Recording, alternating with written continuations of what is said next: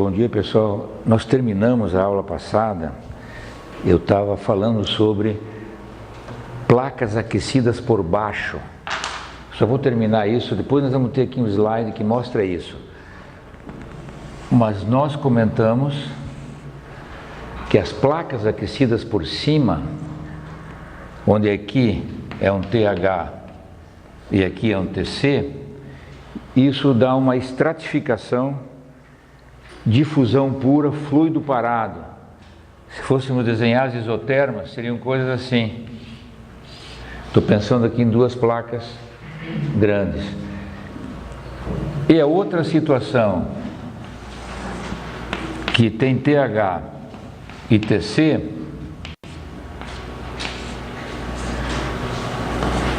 que são placas aquecidas por baixo. Logicamente, a parte que está aquecida do fluido por baixo, ela tende a subir, né? Se nós estamos aqui com o nosso G aqui, tende a se deslocar contra o G, o empuxo.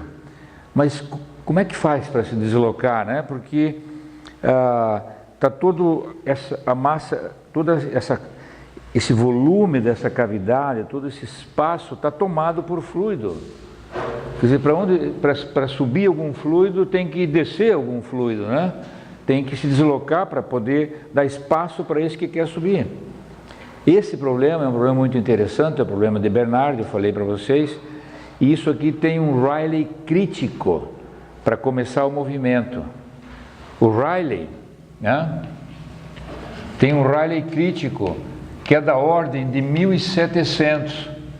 E o Rayleigh, nós sabemos, né? Se colocarmos aqui uma dimensão D, esse Rayleigh baseado em D, que é G beta delta T D ao cubo sobre Ni alfa, existe esse Rayleigh, né? No livro do Bergeron traz 1708, né?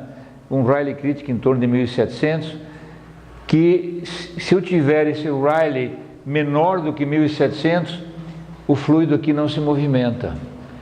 E depois que o empuxo passa a ser mais importante, com o Rayleigh subindo e chegando a 1700, esse fluido começa a movimentar e se quebra em vórtices duplos, né? Então começa a acontecer isso aqui. Se aqui sobe, lá desce. E aí esse vórtice duplo faz isso. Então eu fico com fluido quente subindo, diminuindo a sua temperatura, porque está chegando perto da região mais fria, descendo, buscando o calor, fica essa corrente advectiva com vórtices que são duplos, 2, 4, 6, né, 8, vai ter o número de vórtices, dependendo do tamanho dessa placa, né? Ele quebra em vórtices. Nós vamos ver depois um problema que não é relativo exatamente a placas paralelas, mas dá origem a esse problema de o escoamento se dar em vórtices desse tipo, e a placa aquecida, então, por baixo. Isso é para concluir, né, que depois nós vamos mostrar isso, discutir um pouco mais, para a gente dar início hoje, né, exemplos aqui de problemas que foram resolvidos numericamente, para a gente ver o comportamento da convecção natural em cavidades. Vamos passar a aula discutindo aqui uma série de problemas que vamos aplicar aí os conhecimentos, planta menor que 1, planta maior que 1, camadas e limites distintas, verticais, não distintas, vão aparecer aqui nas soluções que nós vamos mostrar. A primeira que eu quero mostrar para vocês aqui é cavidade circular. Isso aqui seria uma cavidade, né, quadrada estufada, né, onde eu teria o externo aqui dividido em 4 segmentos. Um dos segmentos aqui tem temperatura TH, outro TC, isolado em cima e embaixo. É a cavidade quadrada estufada, né? Cavidade circular. Porque mostrar esse problema, a tentativa ou a tendência da gente é sempre pensar o seguinte: se nessa cavidade, claro, né, já falamos isso, nós vamos ter aqui uma corrente convectiva, aquece, vai lá, perde o calor na temperatura mais baixa, volta, recebe calor, vai... Isso aqui é um trocador de calor, né? Um pequeno trocador de calor que pega energia aqui da temperatura TH, né, e joga lá na TC. Claro que estamos imaginando que TH tem alguma coisa que mantém TH, claro, né? E alguma coisa que mantém TC em TC. E aí você fica com esse regime permanente, essa corrente convectiva aqui circulando internamente. A tendência, como eu estava dizendo, da gente, é imaginar que todo o fluido vai rodar. Que nós vamos ter, imagine aqui um transiente agora, eu coloco TH e TC, começa a ter um movimento, A tendência que a gente pensa aqui é, bom, isso aqui tudo vai rodar, porque é uma cavidade circular, o fluido todo vai rodar, né? Mas a gente sabe que existem camadas de limites, por exemplo, hidrodinâmicas que andam mais do que a térmica, quando o prândito é maior que 1, e que a camada de limite hidrodinâmica anda junto com a térmica, quando o prândito é menor que 1, e a camada de limite térmica que manda no problema. Então nós vamos ver isso e ver que nós temos situações que temos todo um miolo aqui do fluido que está parado e apenas fica circulando ao redor, né, perto das paredes, onde eu tenho o empuxo tanto no sentido para cima e para baixo lá no TC. E uma grande parte da camada aqui do fluido vai ficar parado. E daí vai depender, vai ficar parado. Se o prândito for muito grande, é possível que difusão de quantidade de movimento afete as duas e não tenhamos uma camada distinta, vertical, né? Então esse problema, eu vou mostrar uma série de slides desse problema para vocês. Aqui, por exemplo, para um prândito, esse é o ar, né? Isso aqui foi rodado com ar, prândito em torno de 0,7, 0,8. E aqui vocês estão vendo o Rayleigh 10 na quinta, ó, que já é uma convecção natural já começando a ser forte. Olhem aqui, essas pontinhas de flecha aqui significa que ficou pequenininha em relação à escala, só tem a cabecinha, a pontinha da flecha. Mas olha aqui, ó, aqui está claramente o perfil de velocidade. Ó, se vocês pegarem as pontinhas das flechas, máximo aqui, que estaria o nosso ΔV, né, aquele distância, escala da parede até a máxima velocidade, que vai para 0, né, a velocidade, depois para baixo aqui, perfil desse tipo, né? Esse é um padrão, e aqui então uma corrente advectiva, claro, daí o empuxo está forte aqui, porque aqui eu tenho TH, depois o fluido então né, abre um pouco mais aqui, mas o meio aqui, ó, eu estou tudo com velocidades baixas, né? Se formos olhar agora aqui, como é que ficariam as isotermas desse problema? As isotermas desse problema, primeiro eu desenho aqui para vocês quais seriam as isotermas desse problema se o Rayleigh fosse 0.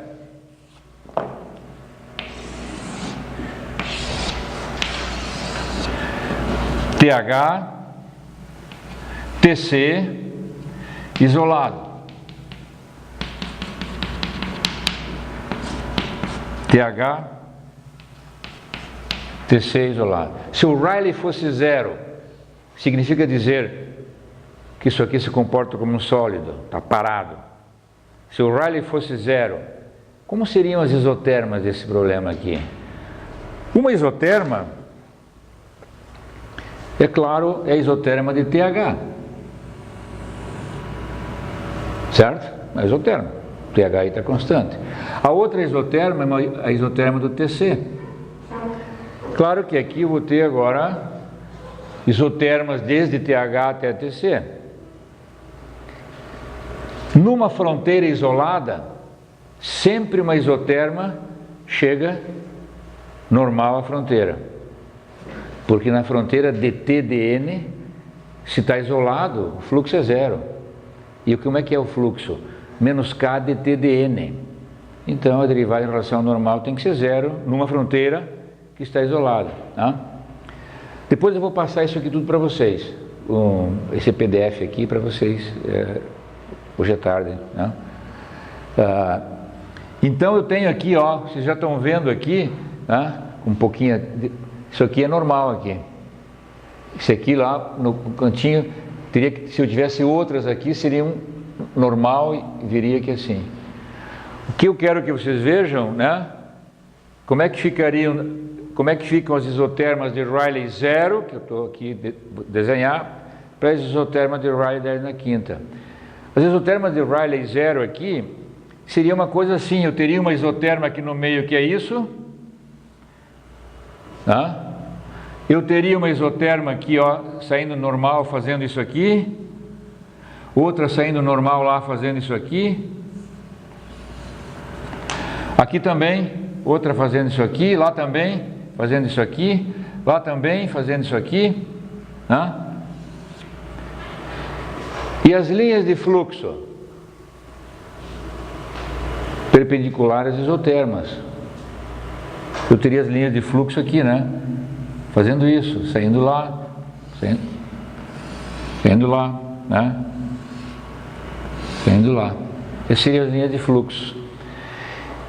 Que se eu desenhasse aqui essa mesma coisa para a cavidade quadrada, elas seriam assim, né?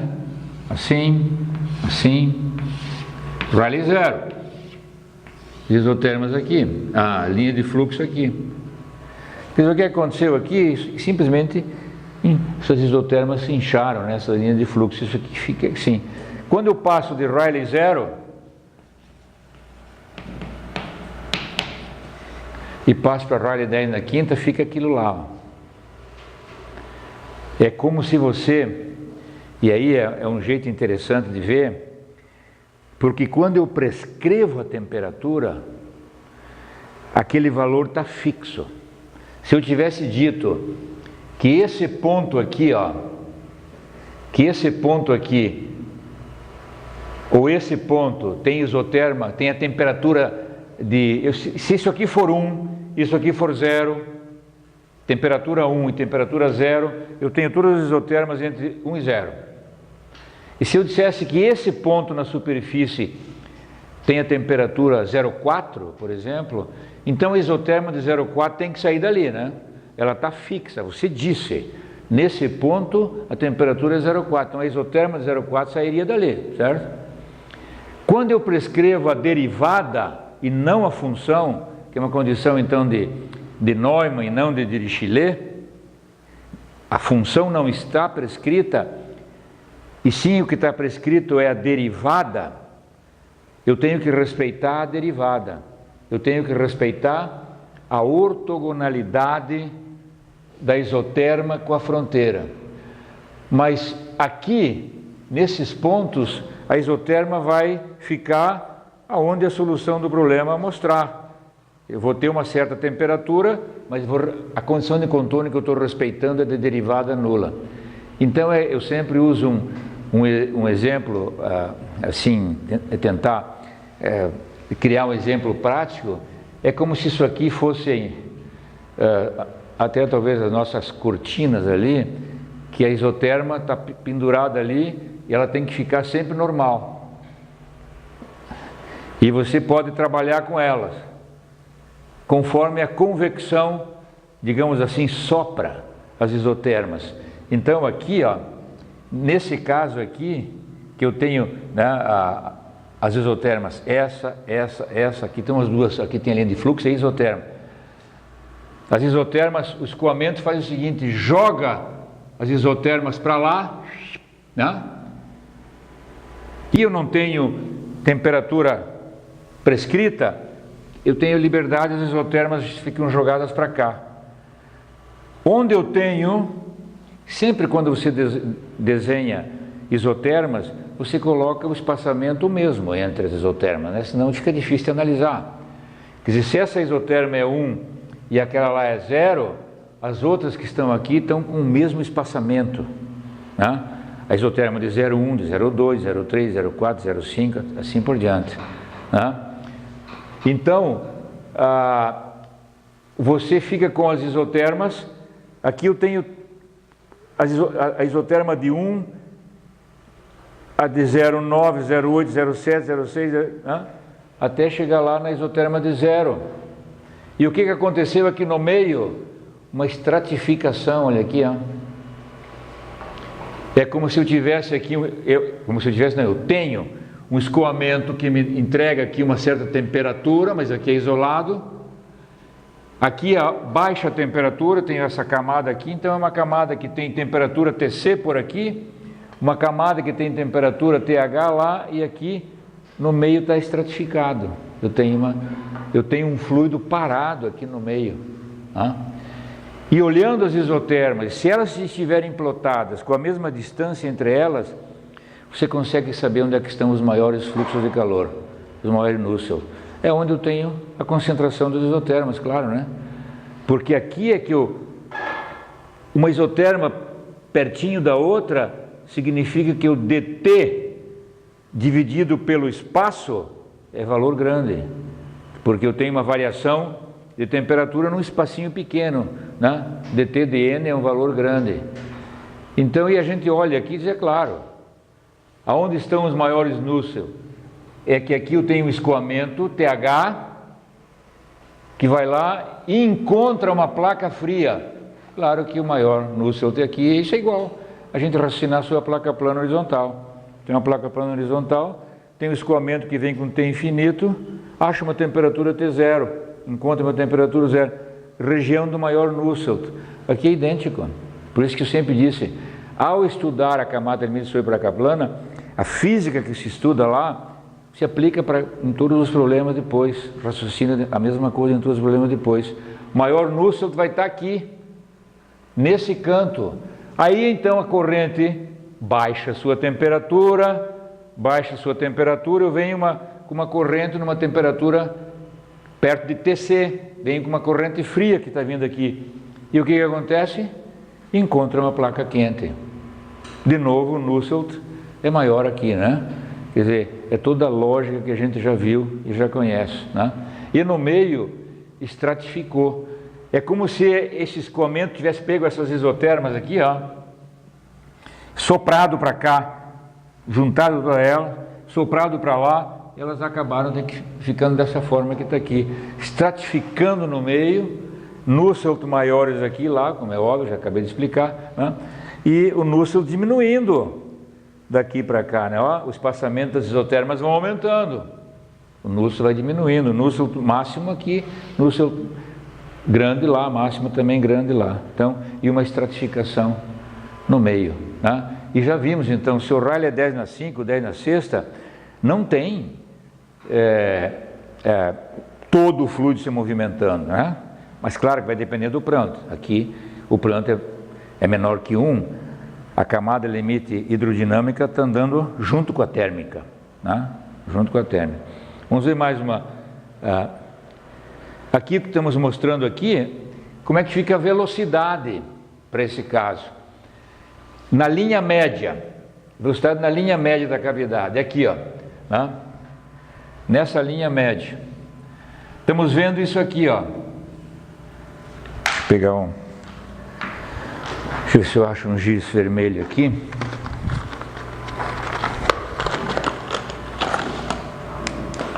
Está aqui, né?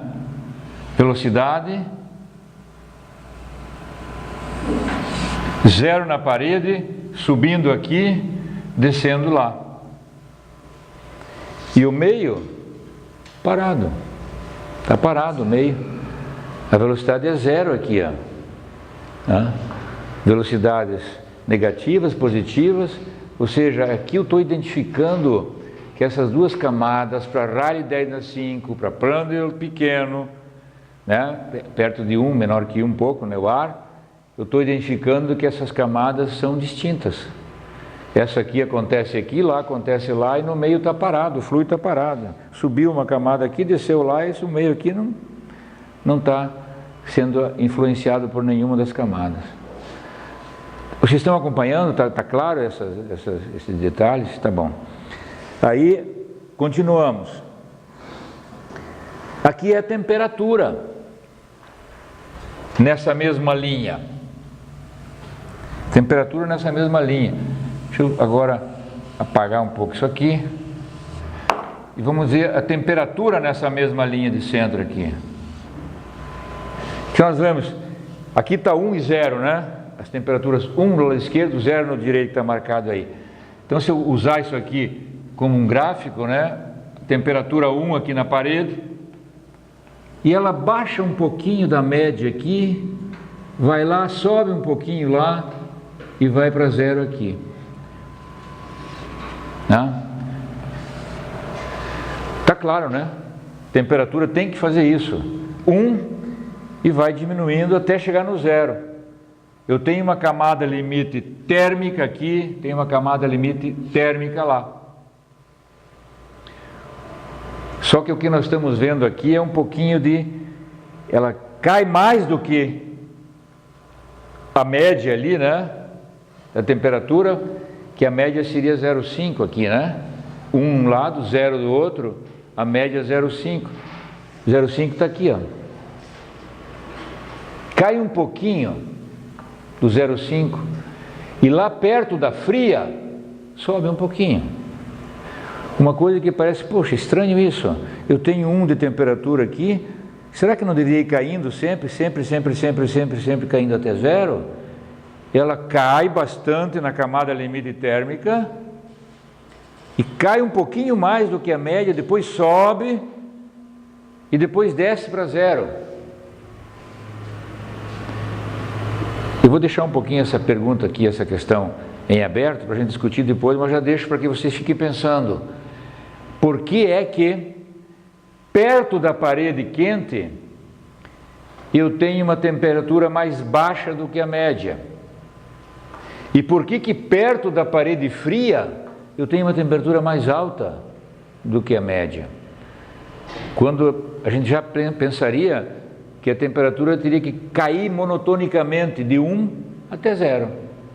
E não cair, subir, cair, né, como acontece aqui. Fiquem pensando. Né? Então, esse é o perfil de temperatura, mas está muito bem identificado aí também as duas camadas, limites de um lado e do outro. Rayleigh 10/5. Aqui, nós estamos vendo a velocidade. Né? Isso que não é para cima, é ali, ó, aquele desenho que está ali. Aqui as velocidades são negativas aqui, né? Positivas lá, é que é positiva aqui, a camada vem vindo assim, isso é o U que nós estamos desenhando, estamos plotando, o U. Positivo aqui vem de lá, negativo, isso que está plotado aqui. Dá para ver aqui que essa velocidade aqui interferiu com a de baixo. Né? Interferiu com a de baixo, né? Aqui, hidrodinamicamente falando, essa camada aqui acabou interferindo com a camada de baixo, horizontal. Mas o V não, né? O V ficou independente aqui lá, nas faces aquecida e resfriada, né? Então, essa é a característica, né? Porque lá em cima não tem o empuxo, então o escoamento, como eu disse, ele abre um pouco, né? Acaba interferindo aqui embaixo. E aqui agora tem algumas questões que são bem importante. O gráfico não está muito bom, né? Mas isso aqui é Prandtl pequeno, Rayleigh alto, e é o vetor velocidade. O que o Prandtl pequeno tem como característica fundamental, isso vocês não podem esquecer, que se o Prandtl é pequeno, o Prandtl é Ni sobre alfa. Se ele é pequeno é porque o alfa é maior do que o Ni, e a difusividade de calor é maior do que a difusividade de quantidade de movimento. Então a difusividade de calor vem vindo, vai tendo impulso e a quantidade de movimento vem atrás, certo? E ela vem colada com a camada limite térmica. É o caso onde a espessura da camada limite hidrodinâmica é igual à espessura da camada limite térmica. Se o Rayleigh é alto, né, eu tenho velocidades só altas na camada limite aqui e lá, e olha só, na hora de plotar isso aqui, ó, tudo 0, ó, essa velocidade aqui. Todo esse miolo aqui, ó, daqui até lá está parado. Rayleigh 10/6. Claro que lá ele vai abrir um pouco, mas tem um grande miolo aqui, ó, que está tudo parado. Esse é o pranto pequeno. Se você for para pranto grande, isso aqui são simulações, né, que foram feitas, né? Isso aqui já com software comercial, as anteriores da cavidade quadrada eram um software da gente, mas aqui é o pranto 100. E olha aqui o que acontece com o pranto 100. O que acontece no pranto 100 é que a quantidade de movimento está na frente do empuxo. Eu tenho movimento de fluido mesmo frio. E aqui está mostrando então que as camadas não são mais distintas, hidrodinamicamente falando, porque o pranto é grande. E a dificuldade de quantidade de movimento é importante. E vai, né? E aonde eu tenho empuxo perto da parede, só que eu crio uma tensão de cisalhamento, que é um fluxo de quantidade de movimento, e isso se espalha, isso se difunde, né? Pela difusividade de quantidade de movimento que é alta. E aí eu tenho camadas que se encontram, né? Aqui está perfeitamente a aplicação desse nosso conhecimento, né? E aí eu trago de novo aqui o perfil de temperatura para pranto pequeno, Rayleigh 10/6. O gráfico aqui que começa a parede e lá que termina a parede, é só uma questão de plotagem aqui, né? Mas temperatura lá em cima alta, que cai abaixo da média, depois fica toda na média, sobe acima da média e vai para a temperatura mais baixa lá. Eu deixei para discutir aqui, porque isso aqui está muito bem evidente, né? Porque o Rayleigh é alto, 10/6, e eu tenho então, né, uma região totalmente aqui com a parada e sem uma camada afetar a outra.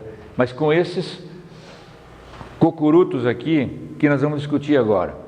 Quem me diria por que tem essas temperaturas mais baixas perto da parede quente e temperaturas mais altas perto da parede fria? Alguém tem alguma explicação física para isso? Pode me dizer. Hã?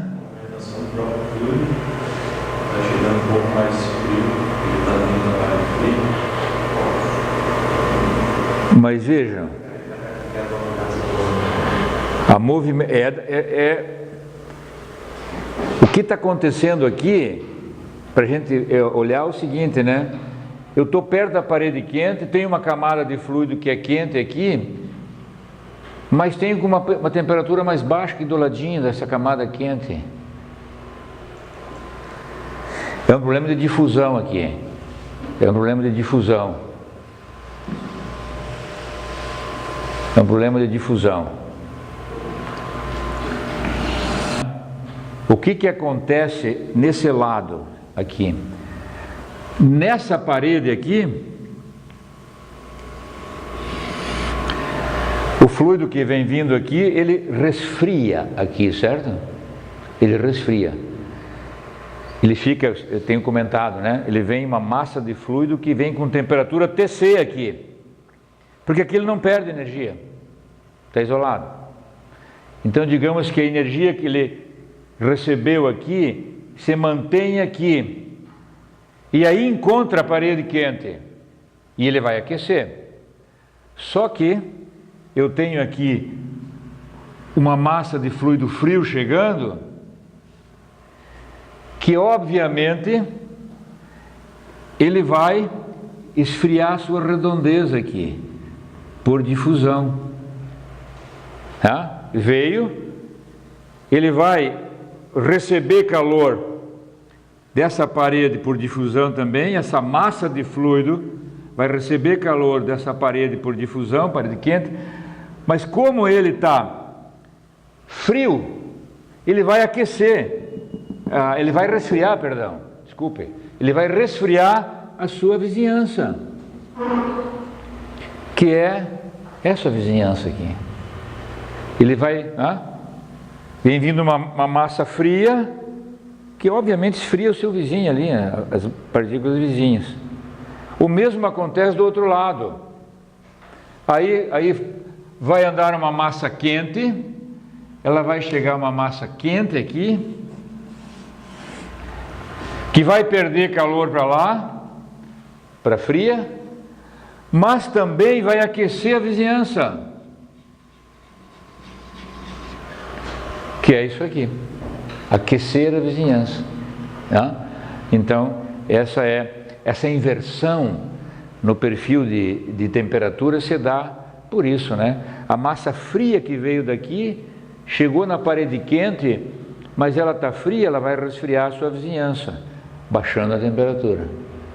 Aí recebeu o calor, a massa quente, chegou lá do outro lado frio, chegou a massa mais aquecida aqui, ela vai aquecer a sua vizinhança, vai perder calor para lá e perder calor para cá, e aí vai aquecer aqui. Essa aqui acontece ao contrário, né? Ela chega frio, vai receber calor dessa aqui e também vai, receber calor dessa, né? Porque vai, ou seja, vai diminuir essa temperatura que está aqui, que é essa aqui. É em função dessas, digamos assim, essas correntes quentes que chegam no lado frio e a corrente fria que chega do lado quente. Ficou claro, né? Um problema somente de difusão, né? E aqui está, para essa situação, a temperatura que fica aqui para Prandtl 100, Rayleigh 10/5. Essa figurinha aqui era bom mostrar com aquela outra de Prandtl 100 da velocidade. Aquela figura de Prandtl 100 da velocidade mostrava o quê? As camadas de velocidade interagindo, né?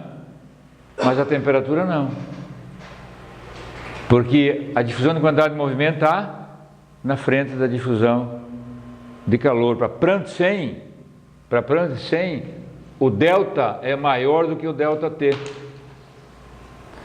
Nós já vimos até que isso a raiz de Prandtl, é 10 vezes maior do que o delta T. Então, se eu voltar aqui para aquela figurinha, para ser rápido, aqui eu tenho independência das camadas térmicas aqui, mas não tenho a independência da camada hidrodinâmica, porque a difusividade de quantidade de movimento é grande e eu tenho empuxo nessa região, onde eu tenho a espessura da camada limite térmica, tenho nessa região o empuxo, mas tudo isso aqui se movimenta e o empuxo está só aqui na espessura da camada limite térmica, né?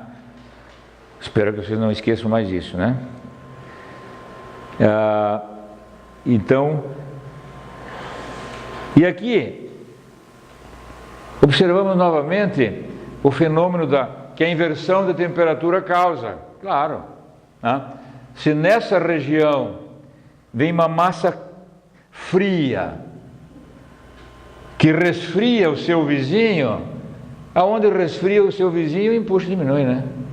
E a velocidade então diminui. Lá eu tenho uma massa quente que aquece a vizinhança, aquece as partículas vizinhas e, portanto, aumenta o empuxo daquelas partículas vizinhas e a velocidade fica assim, né? Isso aqui que é isso aqui? É um 10/6 isso aqui. Isso aí, né? O Prandtl 0,01 10/6, ou seja, camada limite hidrodinâmica andando junto com a térmica e com independência das camadas, tanto hidrodinâmica quanto térmica. Prandtl pequeno, Rayleigh grande. Tá?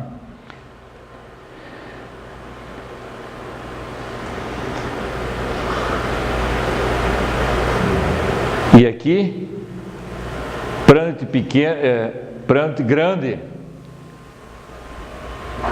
e as camadas mostrando que elas não são independentes. Porque o pranto é grande, estou sendo extremamente repetitivo, mas quero que isso fique fixo. O pranto é grande, dificuldade de quantidade de movimento impressiona de lá para cá e daqui para lá, impressiona todo o escoamento, né? Vamos ver se tem mais alguma coisa aqui, eu acho que não. E eu vou então passar para outras cavidades.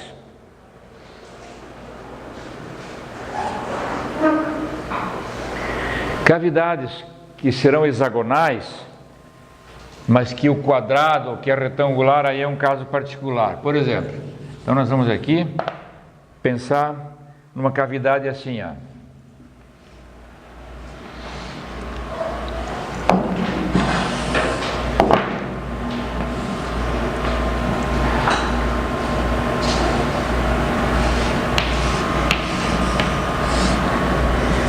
Oh, meu Deus.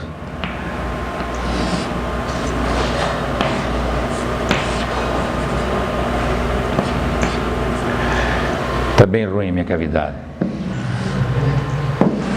Bem ruim. Quero fazer aqui.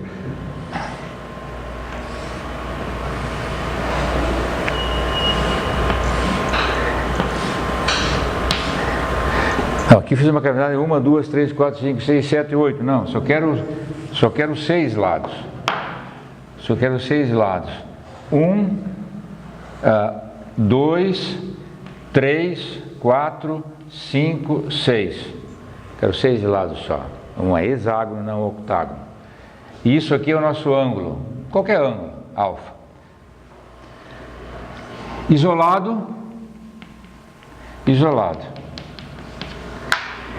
Temperatura TH, temperatura TC. Uma cavidade hexagonal, esse lado aqui é igual sempre. Que na hora que esse alfa aí ficar 180, vira aquilo que está ali, ó. Cavidade retangular 2 por 1. O alfa seria 180, né? Então ela é uma hexagonal que eu posso brincar com o alfa aqui, baixar, aumentar. Os limites seriam alfa 0, que desapareceu a cavidade, né? Fechou. E alfa 180, que eu tenho a cavidade 2 por 1. Eu devo ficar com essa altura aqui a cavidade, com isso aqui, né? 2 por 1. O que a gente está mostrando aqui, por exemplo, se eu tiver um Rayleigh pequeno, isso aqui é ar também, né? 10/3, eu tenho esse movimento aqui, ó, que é um movimento que é lento. Aqui tem uma escala que está difícil de ver aí a escala, mas se eu ampliar aqui, talvez eu consiga ver um pouquinho. A escala 5.2, e o que está sendo plotado aqui é V vezes L sobre alfa, que é o que é isso? Peclet. V vezes L sobre alfa é o Peclet. Então eu estou plotando aqui, na realidade, o Peclet. E aqui tem uma escala, que se eu for medir esse pedacinho da flecha aqui, né, então vai ter uma escala, e aí eu tenho L, tenho alfa, tiro o V, né? Plotar a velocidade pensando no Peclet é uma forma de plotar uma velocidade adimensional, né? Se eu quiser, né? E aí está 10/3. 10/3 é uma convecção natural muito suave, quase difusivo, com pouco movimento. Tanto é que a gente vê aqui, ó, se eu fosse traçar aqui o perfil de velocidade, ó, vai lá, vai lá, vai lá, vai lá. Elas estão, o perfil, mesmo com um pranto pequeno, o Rayleigh, um pranto pequeno que não teria difusividade de quantidade de movimento, né? Seria menor do que a transferência de calor, né? Mesmo com um pranto pequeno, mesmo assim eu não tenho independência das camadas, porque o Rayleigh é muito baixo. Então guardem esse número, depois ele vai aparecer de novo, eu acho, nesse caso, 5.2 aqui a escala. E aqui estão os perfis de temperatura para diferentes Rayleighs. Temperatura na linha horizontal para diferentes Rayleighs. Então, olha o que dá com o 10/3 aqui. Isso aqui é o 10/3. Ó. É praticamente uma reta. Qual seria a curva para Rayleigh zero? Qual seria a curva para Rayleigh zero? Nessa cavidade aqui. Isolado, isolado, TH, TC. Qual seria a distribuição de temperatura para Rayleigh zero nesse problema? Uma reta, né? Uma reta, que sai de TH e vai a TC.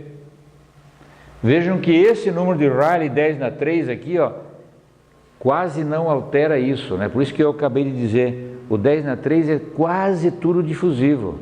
Tem um certo movimentozinho, mas a convecção natural não está sendo fundamental aí na troca de calor. Porque, olha aqui, ó, mal e mal alterou um pouquinho tentando, né, mudar a inclinação aqui da linha de temperatura da quente para fria. Agora você vai aumentando, 10 na 4, já está aqui. Então tem 10 na 5, 10 na sexta. Estou diminuindo a espessura da camada limite. Isso aqui é a espessura da camada limite.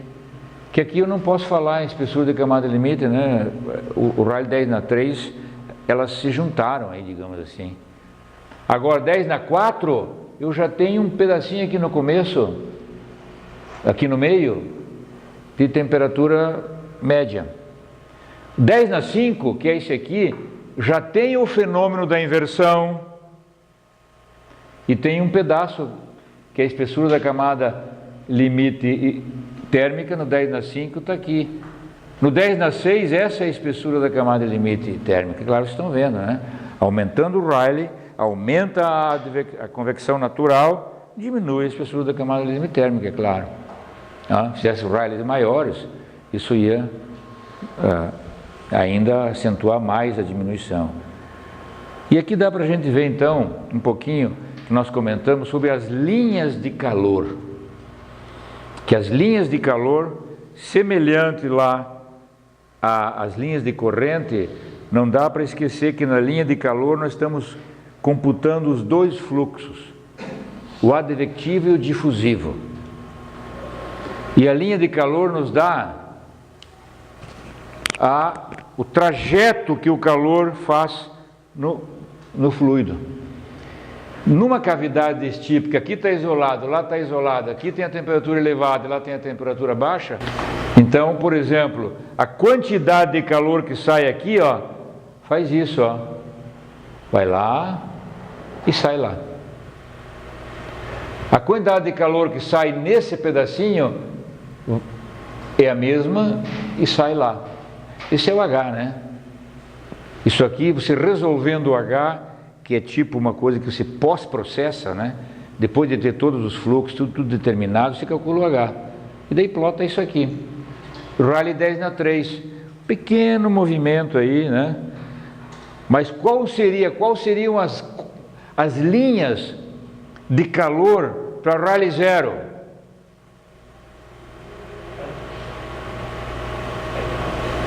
Vocês têm que me dizer isso.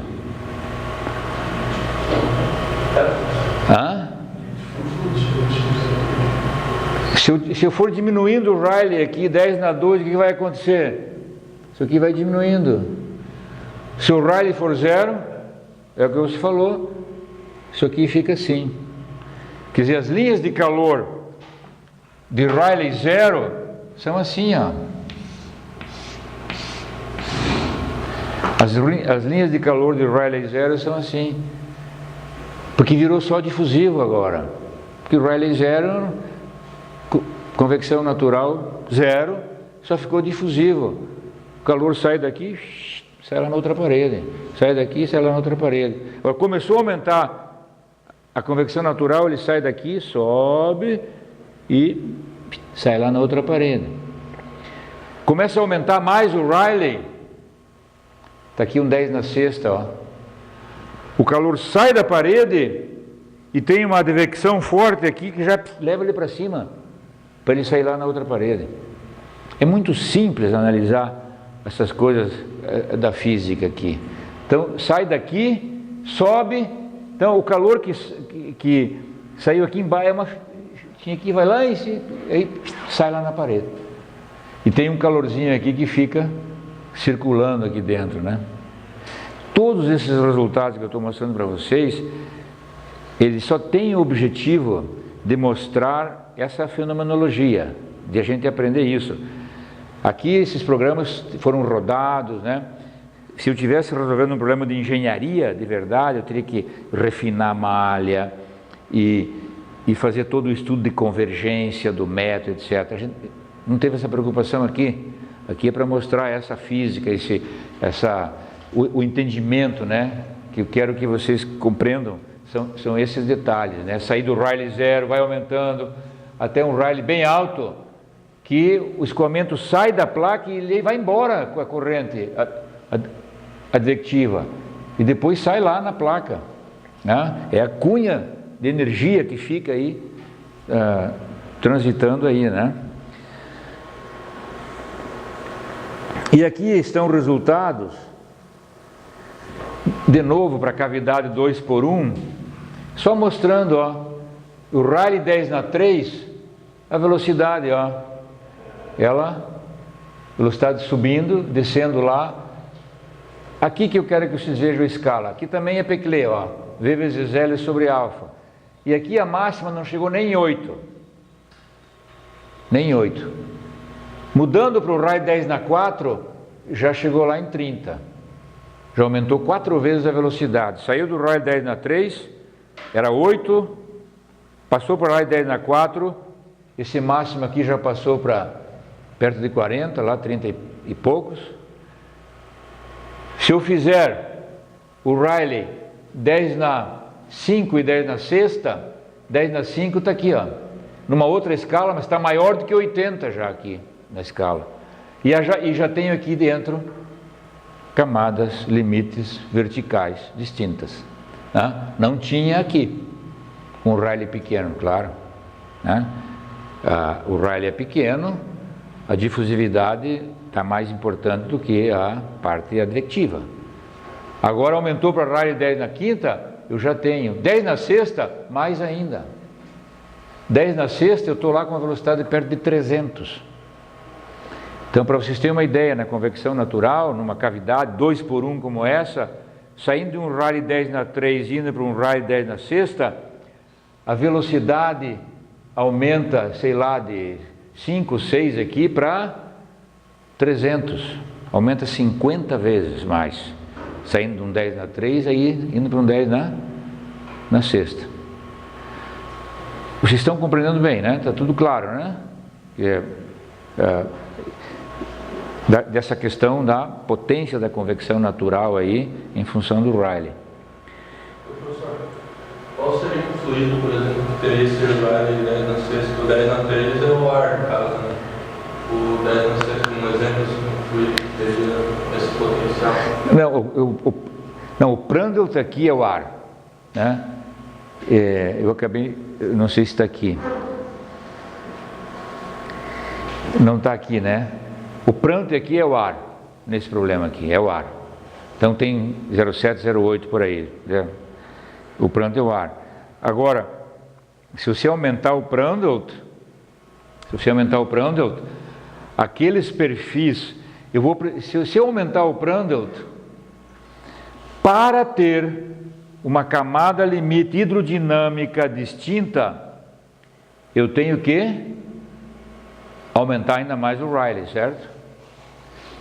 Se para um Prandtl pequeno eu tenho um certo Rayleigh, se para um Prandtl 20, que é a quantidade de movimento andando na frente da transferência de calor, mas se para um Prandtl 20 eu tenho um certo perfil de velocidades, se eu quiser que as camadas verticais sejam distintas hidrodinamicamente, eu tenho que aumentar o Rayleigh, né?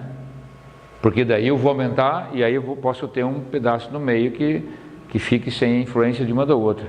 Ou seja, né, o aumento do Prandtl requer maiores Rayleighs para obter uma camada distinta, hidrodinâmica, né? Aqui agora passamos por uma cavidade hexagonal, isso aqui é 120 agora. A nossa cavidade 2 por 1, né? Ficou. E aqui estão os vetores de velocidade com 10 na 3, ó, sempre para mostrar que 10 na 3 é uma convecção natural fraca, que esse problema é quase difusivo, né? A gente tem que sair de um curso de convecção com essa ideia, né?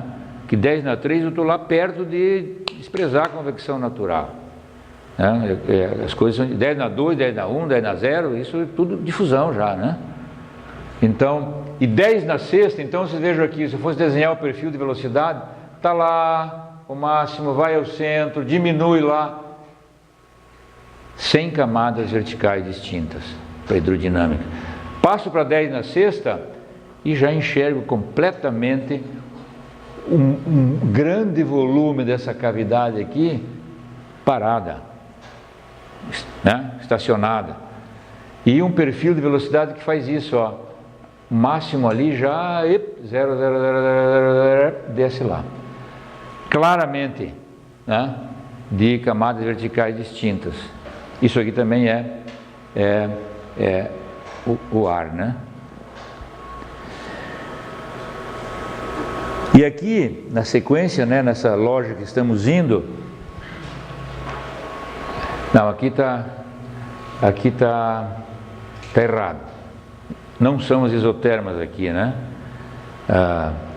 Aqui são é a linha de corrente aqui, né? É o fluido aqui, né? Circulando aqui dentro, né? As isotermas estão aqui. As isotermas estão aqui, né? Então isso aqui é linha de corrente. Lá as isotermas. Como seriam? Agora chovendo molhado aqui com vocês, né? Como seriam as isotermas desse problema? Bom, uma isoterma, a isoterma de TH está aqui, ou a isoterma de 1. A isoterma de TC está aqui, ó. E agora entre essa e aquela isoterma eu tenho todas as outras, que variam de TH até TC. Vou ter uma isoterma aqui no meio, fazendo a isoterma de Rayleigh 0. Tá? Essa é uma isoterma. Lá tem que sair perpendicular, tem que chegar aqui perpendicular. Claro que ela vai fazer uma coisa assim, né? A outra que vai sair lá vai fazer uma coisa assim. Nem vou desenhar o lado de lá, que é igual, né? Porque isso aqui é um problema difusivo, tá? Mas eu vou desenhar. Então faz isso, né? Faz isso. Me sinto que está faltando alguma coisa, tá? Sempre chegando aqui no perpendicular. E as isotermas desse problema, desculpe, as linhas de fluxo desse problema. As linhas de fluxo desse problema é calor saindo daqui e indo para lá. Tudo isso aqui tem que ser ortogonal, tudo difusivo aqui, tá? Fluxo igual a menos K grade T, tudo difusivo, Rayleigh 0. Então as isotermas são perpendiculares às linhas de calor. Tem uma aqui no meio. Então tem a outra que faz assim, a outra que faz assado, né? Sim. Essas são as isotermas e as linhas de calor desse problema. Se eu agora tenho convecção natural, as isotermas sofrem a mesma mudança daquilo que eu expliquei para a cavidade circular, né? Isso aqui é um círculo de 6 lados, né? Se a gente pode chamar assim, né? Porque um círculo é uma cavidade hexagonal com infinitos lados, né? Quer dizer, então, isso aqui é um círculo de 6 lados. O que explicamos para o círculo vale para cá. Aqui é isolado, as temperaturas não estão prescritas. Então é como se a corrente fria que vem de lá sopra as isotermas para cá. Pega todas essas isotermas aqui, ó, que estão chegando aqui, aqui, e sopra elas para cá. Elas se concentram nesse canto. É a história da cortina, né? Eu podia mexer aqui com a cortina.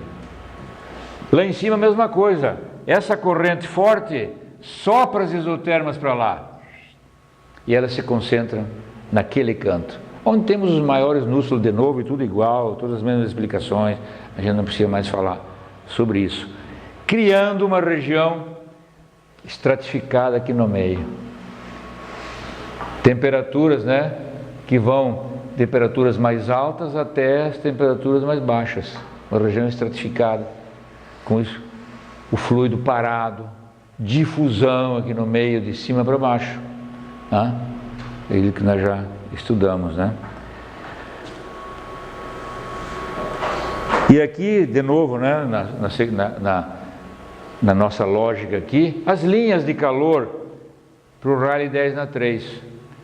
As linhas de calor agora, elas são afetadas pela advecção.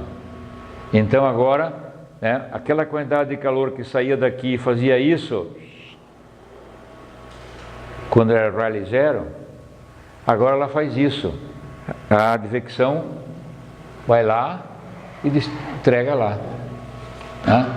O que passa de energia aqui é o que sai aqui, e dentro dessas duas linhas de calor passa a mesma quantidade de energia. Então, o que a advecção aqui fez com 10 na 3? Mudou aquele padrão que o calor que saía daqui vinha para cá, agora ele sai dali, vai lá para cima e sai lá em cima. E aqui, 10 na sexta, né? Linhas de calor 10 na sexta. De novo, tudo igual, né? Sai daqui, tem uma corrente advectiva forte que leva esse calor para lá e solta ele lá na parede fria, mas ele sai aqui na camada limite, né? E sendo descarregado lá na parede fria, né? E se eu for baixando aqui o ângulo, diminuindo o ângulo, as linhas de calor com Rayleigh 10 na 3, as linhas de calor com Rayleigh 10 na 4, vejo que tudo isso aqui tem temperatura 1.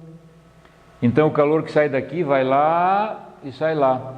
Olha que aqui, ó, a energia toda que sai desse canto aqui, ó, é o que vai aqui, ó, e sai ali. Coleta toda essa energia aqui e sai ali.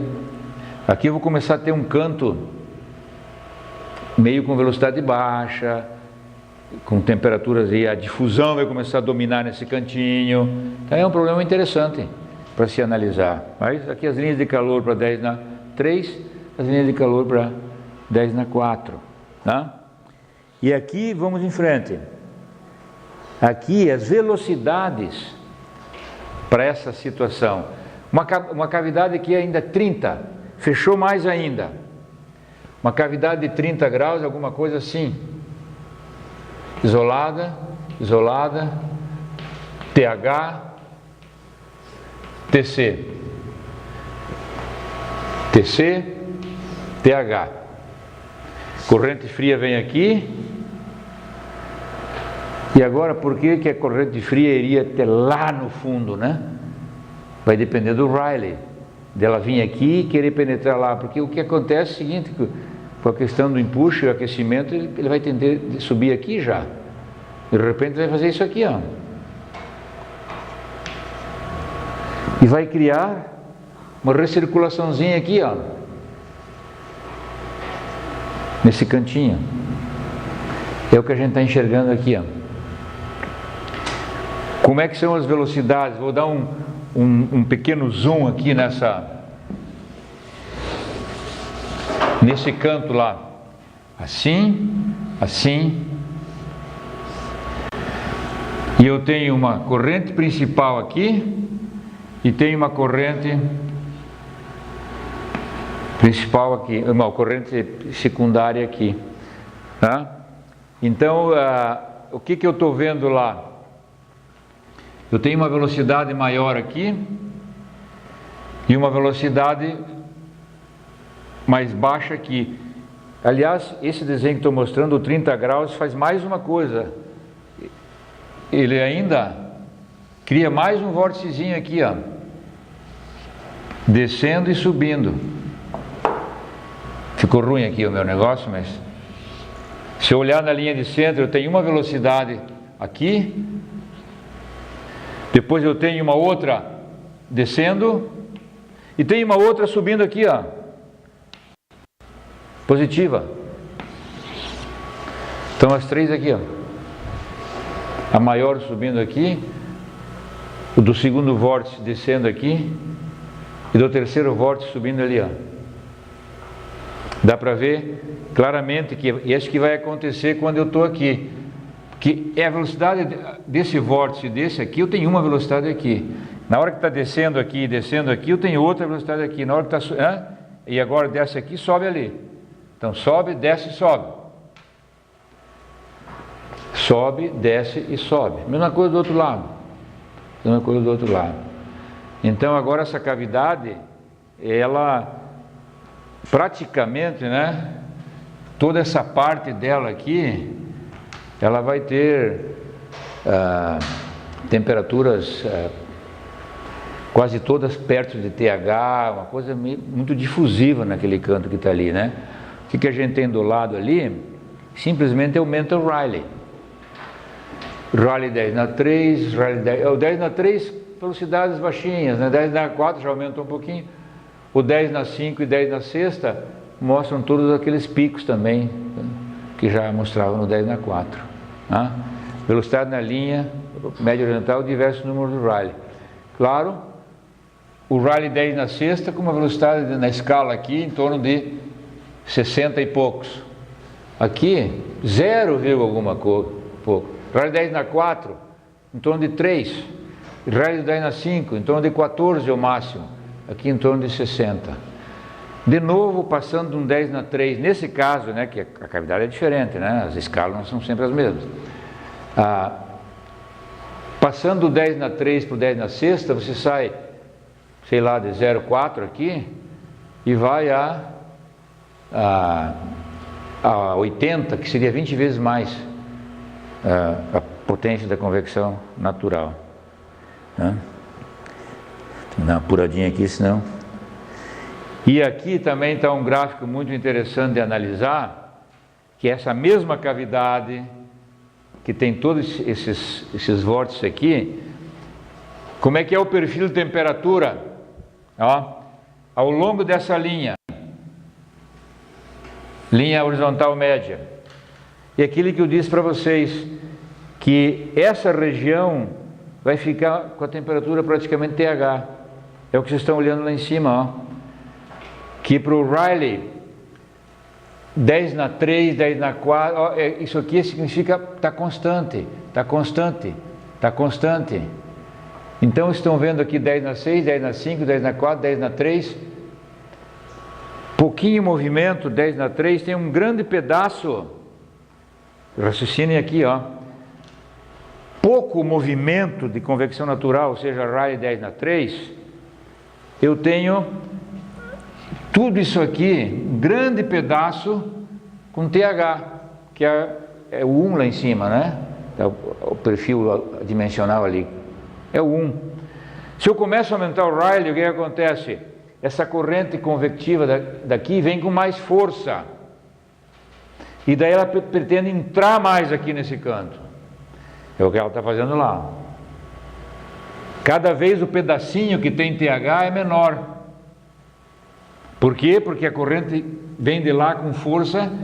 Se eu fizer um Rayleigh mais alto ainda, essa corrente vem com força, vai lá e varre o canto. Daí o perfil vai sair daqui desse cantinho. Mas ao 10 na 6 ficou um pedacinho ainda que tem TH. 10 na 5, um pedaço maior. 10 na 3, 10 na 4, ainda um pedaço maior ainda. Porque a corrente advectiva que vem não tem força para ir lá no cantinho. Ela já vem e já sobe. Certo? Então veja como eu estou colocando esses exercícios, porque isso aqui é o fechamento da nossa cadeira hoje, porque na próxima aula nós vamos ver noções de turbulência. Eu quero que vocês tenham ideia do que é um modelo de turbulência, etc. Então, mas hoje é o fechamento da cadeira, e vocês estão vendo que estamos aplicando todos os nossos conceitos aprendidos, né, que nós vimos ao longo do curso, para interpretar problemas físicos com suas soluções. De pegar um perfil desse e dizer, poxa, por que é reto lá? Ah, é reto lá por causa que eu tenho uma corrente advectiva que não consegue, né, penetrar, porque ela vem de lá fraca e já sente o empuxo e já vai subir aqui. E não vai penetrar até lá. Então é todo o raciocínio que a gente tem que fazer, coroando aí o que a gente aprendeu, né? Terminou isso aqui também. E vamos para uma outra aqui, que é geometrias um pouco mais complexas.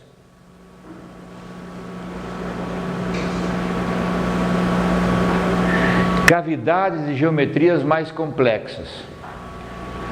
Agora, o que é? A cavidade, eu tenho uma cavidade aqui, não estou resolvendo nada aqui, obviamente. Tá? Então agora, nós temos a nossa cavidade, eu tenho uma superfície quadrada aqui e um círculo por fora.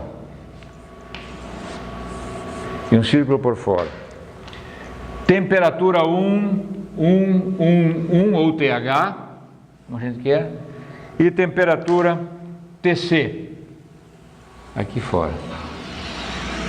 TC, TH. TC e TH. Vamos analisar aqui metade da cavidade, porque o que acontece aqui, acontece aqui. Isso que eu estou falando, o que acontece ali, acontece aqui, a simetria, nem sempre existe em problemas de mecânica dos fluidos. Em turbulência, por exemplo, as oscilações do escoamento acabam não sendo absolutamente simétricas muitas vezes, né? A gente tem que resolver o todo, mesmo que aparentemente a coisa tenha simetria, mas às vezes não tem. Toma cuidado. E aqui então, aqui estamos resolvendo metade, porque o objetivo, isso aqui é laminar, né? O Rayleigh, que vão até 10/6, uma coisa que eu não comentei ainda, vou aproveitar para fazer um parênteses aqui. Também, na convecção natural, ela pode ir para turbulenta. A convecção natural pode sair do laminar e ir para turbulenta. E o número aí que diz se vai para laminar ou turbulenta é o Rayleigh, também de novo, né? E um número aí padrão, né, de convecção natural, 10/8, 10/9. O problema de convecção natural laminar passa por um problema de convecção natural turbulenta. Então tem que... E as correlações são outras, né? E vamos ter as flutuações turbulentas, que é coisa que eu quero passar para vocês na nossa última aula, quarta-feira. Tá? Então aqui nós temos, nossa cavidade é essa agora. Né? E agora vai ser um repeteco aqui que eu vou fazer, vou passar rápido até, para mostrar para vocês essas soluções. Eu tenho aqui aquecendo, subindo. Vejam que aqui agora eu teria empuxo aqui, né? Mas eu tenho uma corrente que a tendência dela é subir assim, né? Subir reto, né? Se o Rayleigh é pequeno, 10/3, ainda ela não descola aqui. Eu poderia ter aqui uma recirculação, mas ela tenta entrar ainda um pouco aqui na cavidade, né? Se o Rayleigh vai aumentando, o negócio vai subir reto aqui, né? Criando um outro vórtice aqui, né? Que nós vamos ver daqui a pouco. Tá? Então aqui temperatura 1, temperatura 0, o azul, aqui tem o campo de temperatura e o campo de velocidades aqui superposto, né? Pela cor, a temperatura e os vetores da velocidade. Mas dá para ver claramente aqui, perfil de velocidade, máximo, negativo, perfis aqui, que nessa linha de centro aqui, a gente tem aqui camadas, limites não distintas aqui, nesse caso. E vejam que isso aqui são as linhas de corrente. E dá simétrico aqui, né? O empuxo é tão pequeno aqui na convecção natural com Rayleigh 10/3 que o escoamento segue bonitinho, com uma simetria aqui dentro, porque as velocidades são baixas. Né? Se você aumentar um pouco, o Rayleigh 10/4, já apareceu um outro. Vejam que nesse caso, aqui com o Rayleigh 10/4, nós já temos esse segundo vórtice aqui. Por quê? Porque o empuxo aumentou E a tendência desse escoamento é não ir lá no canto, vir para cá. Se ele vem para cá, ele induz esse aqui, né? Então, linhas de corrente e o perfil de velocidade está aqui ainda, ó. Mesmo 10/4 ele não está independente, e aqui cada vez mais é difícil ficar independente. Nesse caso aqui eu tenho um escoamento bem mais complexo, não é aquelas duas placas só, né? Eu tenho um escoamento mais complexo. Se eu aumentar ainda mais um pouquinho, 10/6, aí eu tenho essas camadas independentes. Grande velocidade aqui, veja que aqui a velocidade, o vetor está aumentando na escala aqui, né? Mas eu já tenho saindo aqui, criando um vórtice aqui e aparecendo um outro lá. Aqui eu quero fazer uma ressalva.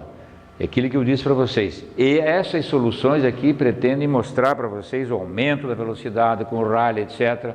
Agora, se aquela restauraçãozinha lá existe ou não posso afirmar para vocês, porque não resolvi esse problema com a malha e a tolerância que deveria ser feita, né? O que dá para saber com certeza aqui é que eu tenho esses dois, né? Esses dois. E o que eu estou vendo aqui também é, em função do empuxo, toda essa massa de fluido indo para cima, se acomodando mais em cima, criando aqui uma região toda de temperatura baixa, uma região de estratificação aqui, né? Mas aqui eu também estou estratificado, ó. Aquela ressalva, né? Porque isso aqui não foi resolvido com a tolerância, mas mostrando aqui as características fundamentais. O empuxo aqui jogou o olho dessa circulação que nós tínhamos principal lá para cima, né? As velocidades são muito altas aqui, muito mais baixas aqui. Tem aqui um miolo com velocidade bem baixa, 0, que cria esse miolo estratificado aqui com esse tipo, né? Vejam que aqui eu tenho tudo temperaturas muito baixas, né? Isso aqui são as linhas de corrente, né? Mas o miolo subiu lá, uma estratificação no fundo aqui, né? E uma região completamente parada aqui, muito com velocidade muito baixas, né? Aí, se a gente for para os gráficos, é a mesma coisa. Vocês não precisam mais aprender nada disso aqui, né? Rayleigh 10/3, a temperatura ao longo dessa linha, tudo aqui é ao longo dessa linha, horizontal média aqui, de 1 a 0. Se o Rayleigh é 10/3, é praticamente condução, está reta ali, uma reta entre aqui e ali. As velocidades V sobem aqui, descem ali, camadas não distintas, na linha horizontal média, Rayleigh pequeno. Se você colocar essa aqui, 10/4, já começa a ter aqui, isso aqui é Prandtl pequeno, não está colocado aqui, isso aqui é ar também, tá? Então eu tenho aqui a temperatura já com alguma região aqui mostrando que as camadas de limite térmica são independentes. A velocidade V ainda não, né? Para esse Rayleigh 10/4, né? Para o Rayleigh 10/6, então eu já tenho aquele comportamento de baixar um pouquinho a temperatura perto da parede quente, né? E aqui eu tenho baixando de novo aqui, né? Aqui agora é um escoamento bem mais complicado, não é aquele escoamento bonitinho, né? Porque eu tenho esses vórtices e essa uma situação diferente no escoamento, né? Mas eu tenho, né? Vem, fica 0, aumenta e desce, né? Mas tem aqui, né? Fica aqui, baixa um pouquinho, sobe lá, né? Mas tem a inversão do perfil aí, que é aquela questão do frio aquecendo o lado quente e o quente aquecendo o lado frio. Velocidades V aí também, eu tenho uma quedinha aqui que não está aparecendo aqui no perfil, alguma coisa borrou aqui, e aumentando lá, né? Em função da inversão da temperatura, né? Velocidade subindo, uma parte no meio com velocidade baixa, camadas de limites verticais distintas, né? Bonitinho, um Rayleigh 10 na 6. Se eu inverter isso, é toda a mesma discussão. Em vez de colocar quadrado dentro e o circular fora, botar o circular dentro e o quadrado fora. Agora, eu tenho um escoamento um pouco mais comportado, no sentido de que ele tenta acompanhar mais aqui essa superfície, né? Que não é uma superfície como antes, aquecida e quebrada aqui, né? Que ele tenta subir. Agora eu tenho possibilidade de, do ponto de vista viscoso, aí, o fluido agarrar um pouco mais na superfície e subir lá. E fazer esse loop que está aí, né? E as temperaturas altas e baixas, né? Isso foi um Rayleigh 10 na 3. As velocidades interferem uma na outra aqui, ó. Não tenho camadas verticais distintas, né? Se aumentar o 10 para o Rayleigh 10 na 4, aumenta bastante isso, né? Aumenta isso. Mas lembre, antes, no Rayleigh 10 na 4, já dava um vórtice aqui, né?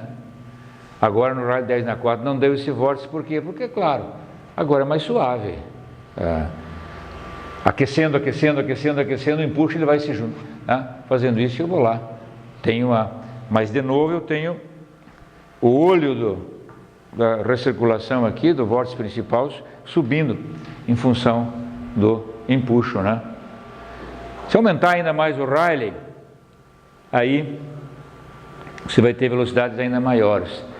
Naqui eu não estou enxergando, né, essa recirculação, porque dá para ver, né? Eu tenho aqui circular, o empuxo, ele vai subindo, né? Ele vai juntando o empuxo aqui, fazendo essa curva, né? Mas com um escoamento bem altas velocidades aqui, um pouco, né?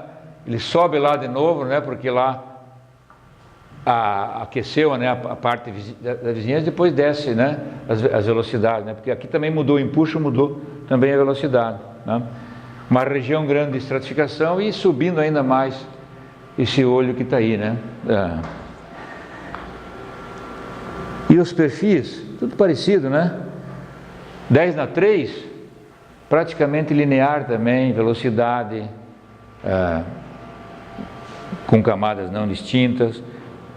Se fizer 10 na 4, eu já começo a ter aqui, mas vejo que aqui não tem mais aquelas questões da simetria da média, né? Porque é uma cavidade bem mais, uma cavidade que não, ela não tem uma simetria esquerda-direita aí, né? Eu tenho um fluxo grande aqui, uma coisa principal circulando, mas tem outros escoamentos aqui, né? Então, essas médias não precisam ficar na metade ali, né? Essas temperaturas aqui são de 1 para 0, na parte que eu estou com temperatura mais ou menos constante, está em 0,3, não está em 0,5, como no problema da cavidade quadrada, né? Velocidade V aí ainda continua um Rayleigh 10 na 4 pequeno. Se você for para 10 na 5, você já vai ver essas características de camada limite, né? A velocidade V, que esse pedaço aqui, né, fica mais acentuado, ou seja, tem mais área, mais massa quente chegando no lado frio e aquecendo a vizinhança e mudando o sentido aí da velocidade, né? Também para cima, né? E no 10 na sexta, não, esse aqui é o 10 na sexta já, né? Esse é o 10 na sexta, o outro é o 10 na 4 e 10 na 3, né?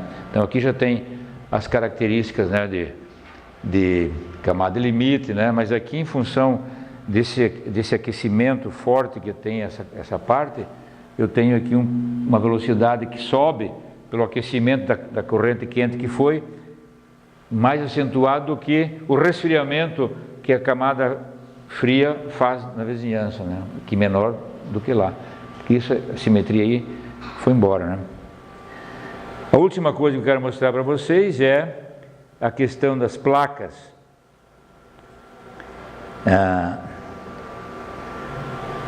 Das placas aquecidas por baixo, que eu vou mostrar aqui para vocês, num problema que é de um outro autor, né?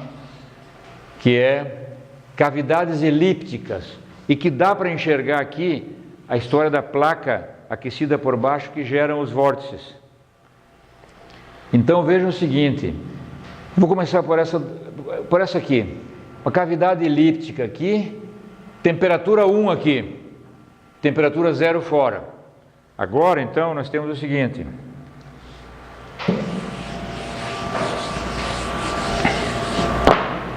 A minha elipse de dentro, com temperatura 1, ou TH, e a elipse de fora, com temperatura 0, ou TC.